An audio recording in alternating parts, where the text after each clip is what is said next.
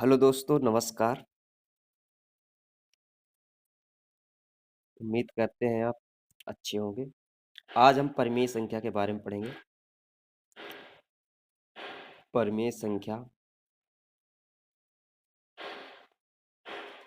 इनमें 3 चीज़ पढ़ेंगे। सबसे पहले हम क्या देखेंगे, परिमेय संख्या होती क्या है, जिसको हम परिभाषा कहते हैं। दूसरी चीज़, इसको हम पहचानते कैसे हैं। पहचान, कौन सी परिमेय संख्या है और कौन सी परिमेय संख्या नहीं है, इसको कैसे पहचानें। सबसे पहले आप अगर अच्छे से परिभाषा पढ़ लिए, आप बड़े आराम से पहचान सकते हैं कि परिमेय संख्या कौन सी है और कौन सी नहीं है। सबसे पहले हम इसमें देखेंगे परिभाषा। परिभाषा में एक वर्ड इसमें आता है पूर्णांक। पूर्णांक संख्या, पूर्णांक संख्या क्या होती है? पूर्णांक संख्या का मतलब है कि ऐसी संख्याएं जिसमें धन संख्या वाली चिन्ह, प्लस वाली और माइनस वाली दोनों संख्याएं शामिल। कहने का मतलब जैसे +4, 5, 6, इनमें सब में प्लस लगा हुआ है। और माइनस वाली संख्या -6, -5, -2, -3, इनको मिला दें, ये दोनों प्रकार की संख्याओं को मिला दें, ये कहला जाती है पूर्ण संख्या। ठीक, तो ये है पूर्ण संख्या। अब इसी से निकलती है परिमेय संख्या। क्या निकलती है? परिमेय संख्या। परिमेय संख्या क्या होती है? वह पूर्णांक संख्या है जिसे हम, यह ध्यान रखना यहाँ, वह पूर्णांक संख्या है। कौन सी संख्या है? पूर्णांक संख्या है जिसे हम p बाई क्यू, क्या कहता है कि वह पूर्णांक संख्या है जिसे हम p बाई क्यू के रूप में लिख सके। किसके रूप में लिख सके? p बाई क्यू के रूप में लिख सके, उसे हम पूर्णांक परिमेय संख्या कहते हैं। फिर से परिभाषा में बताता हूँ एक बार कि वह संख्या है, वह पूर्णांक संख्या है जिसे हम p बाई क्यू के रूप में लिख सके, वह परिमेय संख्या कहलाती है। जहां एक कंडीशन लगा दिया है, जहां q equal to q not equal to, इसको कहते हैं q का मान 0 के बराबर नहीं होना चाहिए। ये बराबर है, बराबर को कैंसिल कर दिया है। इसका मतलब है कि q का मान कभी भी 0 नहीं होना चाहिए। अगर q का मान 0 है तो यह संख्याएं पूर्णांक परिमेय संख्या नहीं कहलाएगी। अब एग्जाम्पल के आधार पर हम समझते हैं इसका अर्थ क्या है। देखिए, सबसे पहले अगर आप सिंपल में, अब मैं पहचान बताता हूँ कैसे कैसे आप पहचानिए। पहला कंडीशन ये है कि जैसे आप नॉर्मल संख्या लिख दिए 4, 6, 5, ये नॉर्मल संख्याएं हैं, ये परिमेय संख्याएं हैं। क्यों है?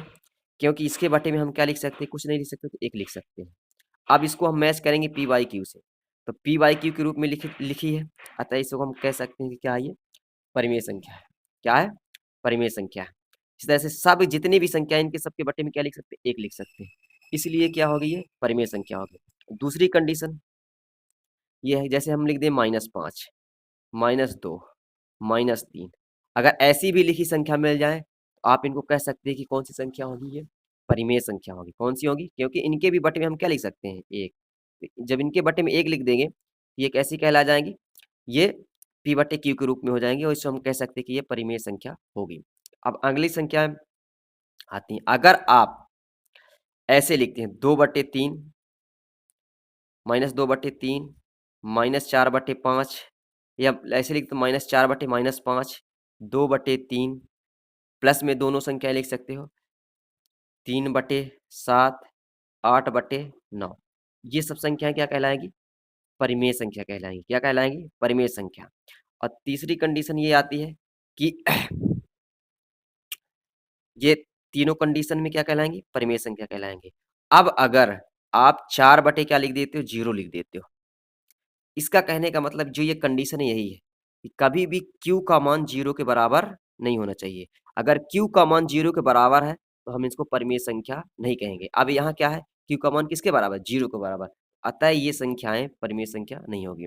ऐसे बहुत सारे, अगर किसी भी संख्या के बट्टे में 0 हो, क्या हो? 0 हो, वो संख्याएं क्या कहलाती हैं?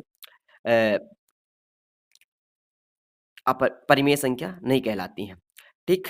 और जैसे अगर कभी भी किसी भी संख्या के, कुछ अपसेप्शन है इसमें, अपवाद है, पर किसी भी संख्या में क्या लगा हो, अंडर रूट लगा हो, क्या लगा हो, अंडर रूट, तो वो संख्या क्या कहलाती है, परिमेय संख्या नहीं कहलाती। उसे हम ऐसी संख्याओं को अपरिमेय संख्या कहते हैं। क्या कहते हैं, अपरिमेय, जिसमें अंडर रूट लगा होता है उनको अपरिमेय संख्या कहते हैं। किंतु कुछ इसमें अपवाद है। जैसे कभी भी अंडर रूट 4 लिखा हो तो ये संख्या क्या कहलाती है, परिमेय संख्या। क्या कहलाती है, परिमेय संख्या।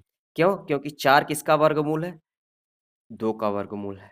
ठीक, तो 2 का वर्गमूल, तो 2, जब इसका हम वर्गमूल निकालेंगे तो 2 मिलेगा। अतः 2 कैसा है, पूर्णांक संख्या है। पूर्णांक संख्या तो हम क्या कह सकते हैं कि ये परिमेय संख्या होगी।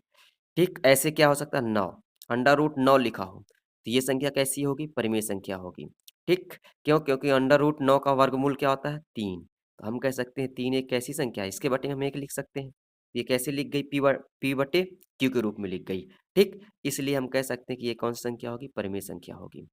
तो ये, अब हम ये कह सकते हैं दोस्तों कि आप समझ गए होंगे कि कैसे कौन सी परिमेय संख्या है और कौन सी परिमेय संख्या नहीं है। तो बड़े आराम से अब आप पहचान पाएंगे कि कौन सी परिमेय संख्या और कौन सी परिमेय संख्या नहीं है। Thank you.